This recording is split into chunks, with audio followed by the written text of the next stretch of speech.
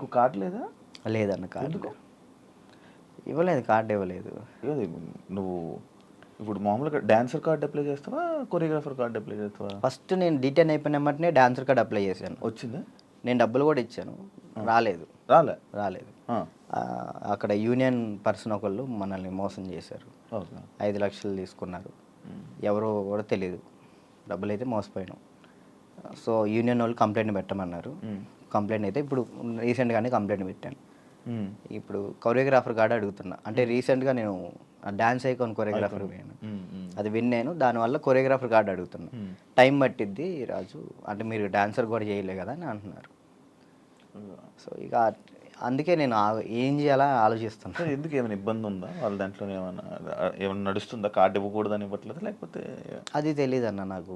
అనిపిస్తుందా ఇప్పుడు నీకు? అంటే మధ్యలో నాకు కొన్ని తెలిసింది ఏంటంటే, ఎవరో సమ్ పర్సన్స్ మనం అంటే పన్నోళ్ళు కొంతమంది ఉన్నారు, వాళ్ళు ఆపుతున్నారేమో అని నా ఉద్దేశం.